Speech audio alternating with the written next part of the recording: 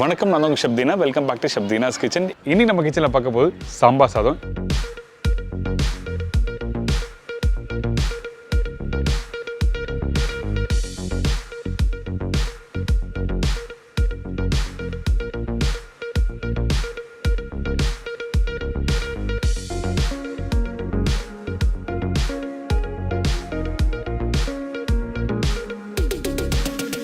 இந்த சாம்பார் சாதம் எப்படி ரேஷியோ கரெக்டாக, அந்த அரிசி என்ன அளவு இருக்கணும், பருப்பு எந்த அளவுக்கு இருக்கணும், எந்த அளவுக்கு கரெக்டாக வெங்காயம் தக்காளி போடணும், அதே மாதிரி இந்த வெங்காயம் தக்காளி எப்படி கட் பண்ணி போட்டால் கரெக்டாக இருக்கும்னு சொல்லிட்டு உங்களுக்கு தெளிவாக சொல்லி கொடுத்துருக்கேன். இது கூட தொட்டுக்க நம்ம என்ன பண்ண போறோம்னா உருளைக்கிழங்கு பட்டாணி மசாலா.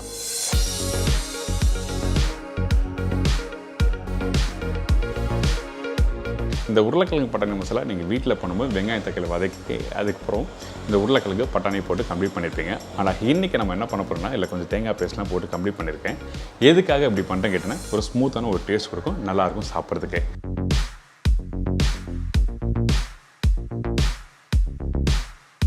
இப்போ இந்த ரெசிபிக்கு தேவையான பொருட்கள் என்னென்ன பார்த்தலாமா?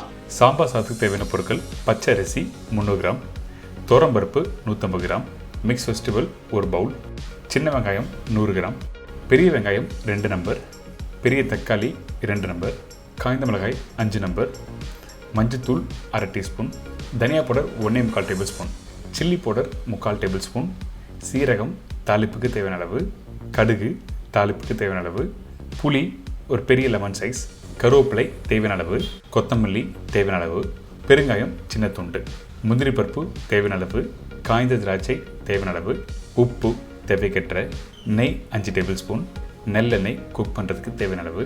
இதாங்க சாம்பார் சாதத்துக்கு தேவையான பொருட்கள். ஃபஸ்ட்டு நம்ம என்ன பண்ணுறோம் கேட்டிங்கன்னா, இந்த பச்சை அரிசியும் துவரம்பருப்பும் நல்லா ஊற வச்சிடும். வாஷ் பண்ணிட்டு ஊற வைக்க ஆரம்பிங்க. ஊற வைக்கிற டைமிங் என்ன கேட்டிங்கன்னா, குறைஞ்சபட்சம் ஒரு 2லேருந்து 3 மணி நேரம் நல்லா ஊறணும். அப்போ தான் நீங்கள் குக்கரில் போட்டு வேக வைக்கும்போது கரெக்டாக வெந்து வரும். சில பேருக்கு சாம்பார் சாதம் பண்ணும்போது அந்த பருப்புலாம் அப்படியே முழுசாக இருக்கும் பார்த்தீங்களா? அதுக்கு என்ன காரணம் கேட்டிங்கன்னா, பருப்பு எந்த அளவுக்கு ஊறுதோ அந்த அளவுக்கு அந்த பருப்பும் அரிசியும் நல்லா வெந்து வரும்.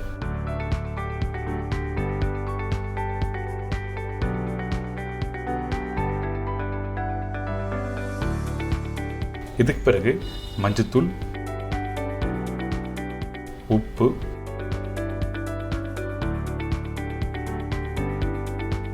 கொஞ்சம் கருவேப்பிலை, பெருங்காய கட்டி இதெல்லாம் போட்ட பிறகு தண்ணி ஊற்றுரும். இந்த தண்ணியோட அளவு என்ன கேட்டிங்கன்னா, பெரிய கிளாஸ் எடுத்துக்கங்க. அந்த கிளாஸில் 4லேருந்து 4.5 கிளாஸ் அளவுக்கு தண்ணி ஊற்றி நீங்கள் குக்கரில் வைக்க வேண்டியதான். 10லேருந்து 15 நிமிஷம் ஆகும். மீடியமான ஃப்ளேம் வச்சு குக் பண்ண ஆரம்பிச்சிருங்க.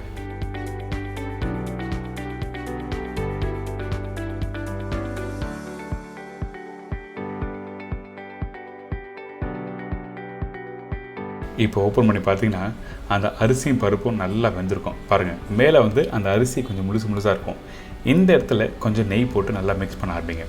கீழ்ப்பகுதியில் பார்த்தீங்கன்னா அந்த அரிசி நல்லா வெந்திருக்கும், மசிஞ்சு வரும். இந்த மாதிரி தான் இருக்கணும் நீங்கள் குக் பண்ணி முடித்த பிறகு. இதெல்லாம் கரெக்டாக நீங்கள் வீட்டில் பண்ணிங்கன்னா உங்களுக்கு சாம்பார் சாதம் டெக்ஸ்சர் சூப்பராக வரும். சில பேர் சாம்பார் சாதம் பண்ணுவாங்க, ஆனால் சாம்பார் தனியாக இருக்கும், அரிசி தனியாக இருக்கும். அதே டைமில் அந்த டெக்ஸ்சர் கரெக்டாக கொடுக்காது. அதனால தான் உங்களுக்கு தெளிவாக எப்படி பாயில் பண்ண சொல்லியிருக்கேன். இதுக்கப்புறம் இந்த சாம்பார் மசாலா எப்படி ரெடி பண்ண போகிறோம் பார்க்கலாம். ஃபஸ்ட்டு நல்லெண்ணெய் ஊற்றிருக்கேன். அதுக்கப்புறம் கொஞ்சம் நெய். இந்த நெய்யும் நல்லெண்ணெய் சூடான பிறகு கடுகு, சீரகம் தாளிப்பு போட்டிருக்கோம்.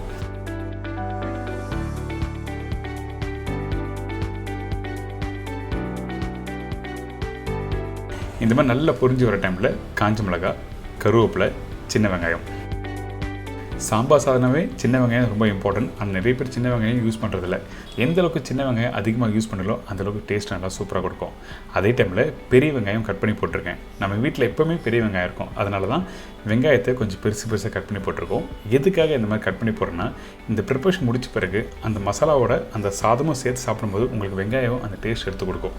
அதனால தான் வெங்காயம் பெருசாக கட் பண்ணி போட்டிருக்கேன்.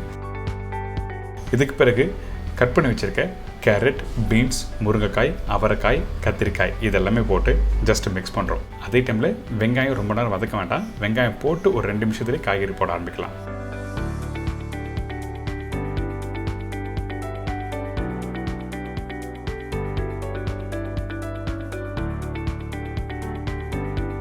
இதுக்கு பிறகு தக்காளி போட்டிருக்கேன். இந்த தக்காளி க்யூப்ஸ் மாதிரி கட் பண்ணி போட்டிருக்கோம். இப்போது மஞ்சத்தூள் போட்டிருக்கேன். தனியா பவுடர். நான் சாம்பார் பவுடர் எதுவும் யூஸ் பண்ணவே இல்லை. ஏன்னா நிறைய பேர் வீட்டில் அந்த சாம்பார் பவுடர் வந்து அரைச்சி வச்சிருக்க மாட்டாங்க. உங்களுக்கு வேணா அந்த சாம்பார் பவுடர் எப்படி பண்ணுறது சொல்லி லிங்க்கும் கீழே கொடுத்துருக்கேன், நீங்கள் செக் பண்ணிக்கலாம். இப்போது தனியாத்தூள் போட்டாச்சா, இதுக்கப்புறம் சில்லி பவுடர் போட்டிருக்கேன். இதெல்லாம் போட்ட பிறகு ஜஸ்ட் மிக்ஸ் பண்ணுங்கள். அதிகபட்சம் 1 நிமிஷம் நீங்கள் மிக்ஸ் பண்ணி குக் பண்ண ஆரம்பிக்கலாம்.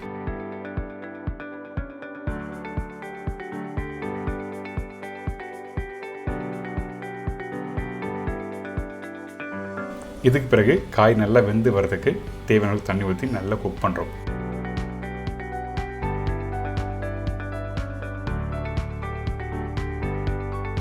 இந்த இடத்துல கவனமாக கவனிக்க வேண்டிய விஷயம்னா, சில பேர் புளி உடனே ஊற்றிடுவாங்க. புளி ஊற்றக்கூடாது. அதனால் நம்ம என்ன பண்ணுறோன்னா, ஒரு மூடி போட்டு காய் வெந்த பிறகு தான் புளி ஆட் பண்ணுறோம். எதுக்காக புளி எடுத்த உடனே ஊற்றக்கூடாது சொல்கிறேன்னா, காரணம் இருக்குது. அந்த மசாலா வெந்து வரதுக்கு டைம் எடுக்கும். நீங்கள் எடுத்த உடனே புளி ஊற்றிட்டீங்கன்னா அந்த காய்கறிலாம் வேக அந்த டெக்ஸ்சர் மாற ஆரம்பிச்சிடும். அதனால தான் இந்த மசாலா காய் நல்லா வெந்து வரட்டும், அதுக்கப்புறம் கரைச்சி வச்சுருக்க புளியை இந்த இடத்துல யூஸ் பண்ணுறேன்.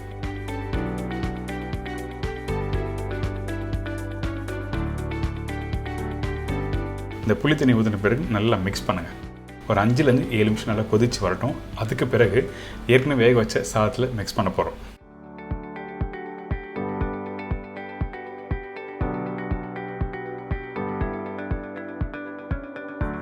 இப்போ ஆல்மோஸ்ட் ரெடி ஆகிடுச்சு.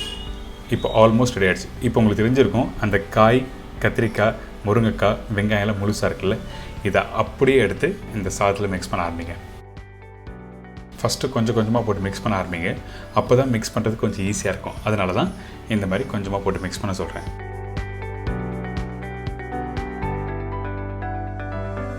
சாதம் கொஞ்சம் கெட்டியாக இருந்ததுன்னா இந்த இடத்துல கொஞ்சம் சுடு தண்ணி ஊற்றிக்கலாம்.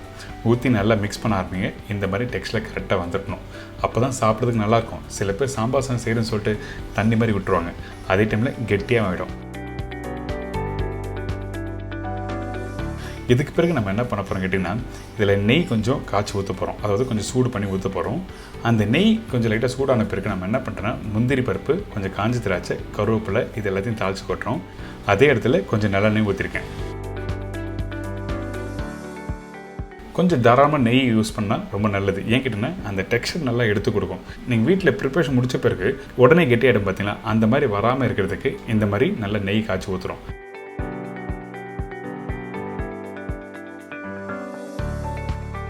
முந்திரி பருப்பு, காஞ்சி திராட்சை, கருவேப்பிலை இதெல்லாம் போட்டு நல்லா மிக்ஸ் பண்ண ஆரம்பிங்க. இந்த மாதிரி பண்ணும்போது குறைஞ்சபட்சம் 2 மணி நேரம் அந்த டெக்ஸ்சர் அப்படியே இருக்கும்.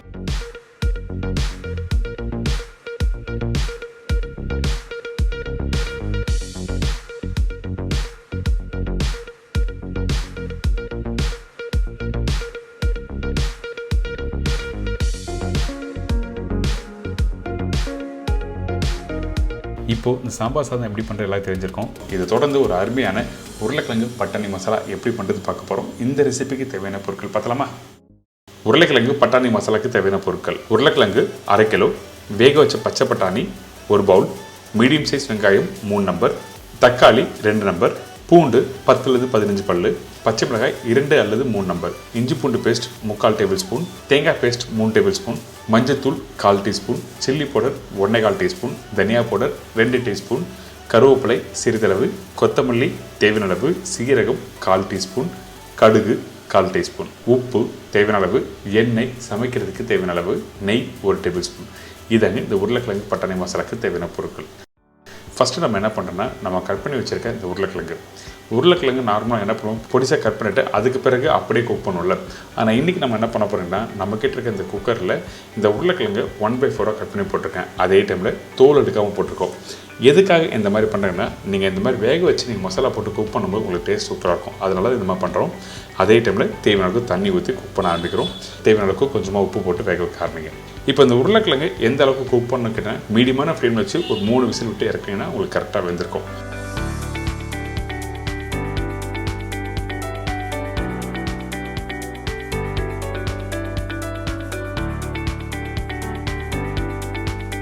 இப்போ உருளைக்கிழங்கு ரெடி ஆயிடுச்சு. ஓப்பன் பண்ணி பார்த்தீங்கன்னா உருளைக்கிழங்கு இந்த மாதிரி நல்லா வெந்திருக்கும்.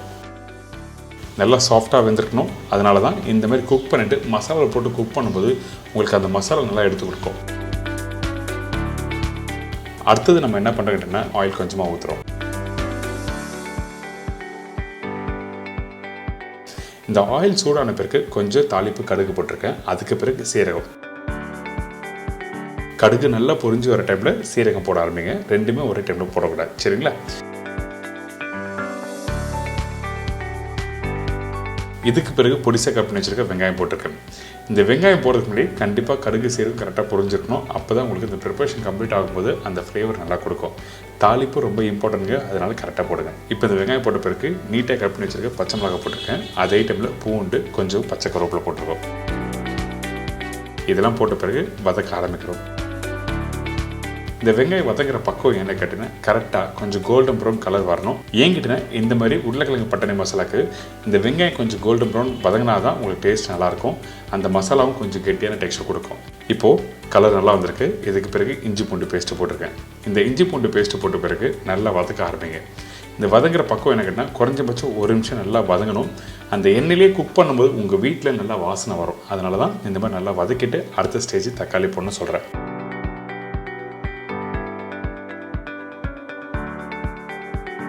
இந்த தக்காளி நல்லா பழுத்த தக்காளி யூஸ் பண்ணுங்க.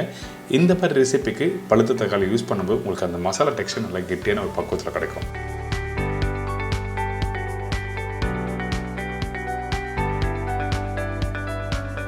அதுக்கு பிறகு மஞ்சள் தூள் போட்டிருக்கேன், சில்லி பவுடர்.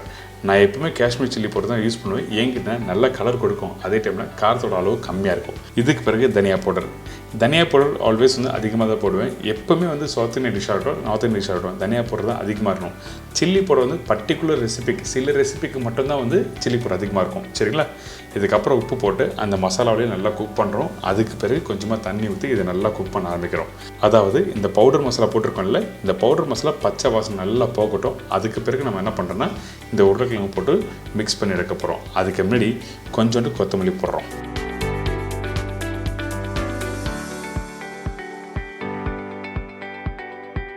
இந்த மசாலா குக் பண்ணுறதுக்கு ஒரு மூடி போட்டு ஒரு 5 நிமிஷம் கழிச்சு ஓப்பன் பண்ணி பார்த்தீங்கன்னா நல்லா கெட்டியாக இருக்கும். அந்த ஆயில் மேலே வந்திருக்கும். நீங்கள் குக் பண்ண எந்த அளவுக்கு அந்த மசாலா கெட்டியாகுதோ அந்த டைமில் இந்த எண்ணெய் மேலே வர ஆரம்பிக்கும். அதுக்கு பிறகு அரைச்சி வச்சுருக்க தேங்காய் பேஸ்ட் போட்டிருக்கேன். தேங்காய் வந்து 3 டேபிள் ஸ்பூன் சொல்லியிருக்கேன். உங்களுக்கு வேணும்னா 2 டேபிள் ஸ்பூன் போட்டுக்கலாம். இதை நல்லா போட்டு மிக்ஸ் பண்ணி குக் பண்ண ஆரம்பிங்க. நார்மலாக வந்து உருளைக்கிழங்கு பட்டாணி மசாலாவில் தேங்காய் பேஸ்ட் போட மாட்டேங்க. ஆனால் தேங்காய் பேஸ்ட்டு போட்டு குக் பண்ணிவிட்டு அதுக்கப்புறம் இந்த மசாலாவை சாப்பிட்டு பாருங்களேன், சூப்பராக இருக்கும். அதுக்கு பிறகு இந்த மசாலாவை எடுத்து பார்த்திங்கன்னா இந்த மாதிரி கெட்டியாக வந்துடணும். அதுக்கு பிறகு தான் நம்ம என்ன பண்ணுறோம், வேக வச்ச பச்சை பட்டாணி இந்த இடத்துல போட ஆரம்பிக்கிறேன். இந்த பச்சை பட்டாணி போட்ட பிறகு ஒரு 2 நிமிஷம் நல்லா குக் பண்ணுங்க. அதுக்கப்புறம் நம்ம வேக வச்சு அந்த உருளைக்கிழங்குல போட்டு குக் பண்ண ஆரம்பிக்கலாம். அதுக்கு முன்னாடி இந்த மாதிரி ப்ராசஸ் ஸ்டெப் பை ஸ்டெப்பாக நீங்கள் பண்ணால் தான் உங்கள் வீட்டில் பண்ணும்போது அந்த மசாலா சூப்பராக இருக்கும். இப்போ இந்த வேக வச்ச உருளைக்கிழங்கு இதில் போட்டிருக்கேன். போட்ட பிறகு மெதுவாக மிக்ஸ் பண்ணுங்கள். அந்த உருளைக்கிழங்கு வந்து நல்லா மேஷ் ஆகக்கூடாது, அதாவது முழுசாக தான் இருக்கணும். ரொம்ப பெரிய உருளைக்கிழங்காக இருந்தாலும் அந்த மசாலா இறங்காது. அதனால ஓரளவுக்கு மீடியமான சைஸாக இருந்தால் நல்லாயிருக்கும். இதுக்கு பிறகு கொஞ்சமாக தண்ணி ஊற்றுறோம். தண்ணி ஊற்றுற அளவு என்ன கேட்டிங்கன்னா, சின்ன கிளாஸ் இருக்குது பார்த்தீங்களா, அதில் 1/4 டம்ளர் அளவுக்கு தண்ணி ஊற்றிருக்கேன். எதுக்காக தண்ணி ஊற்றுறீங்கன்னா, அந்த மசாலா கொஞ்சம் டைலூட் ஆச்சுன்னா அந்த உருளைக்கிழங்கு சேர்த்து குக் பண்ணும்போது நல்லாயிருக்கும்.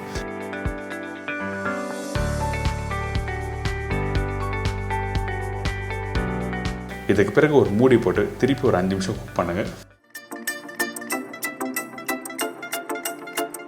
ஃபைனலாக கொத்தமல்லி போட்டு மிக்ஸ் பண்ணி சாப்பிட்டு பார்த்தீங்கன்னா அந்தளவுக்கு ஒரு அருமையான உருளைக்கிழங்கு பட்டாணி மசாலா சொல்லி கொடுத்துருக்கேன். கண்டிப்பாக ட்ரை பண்ணி பாருங்கள்.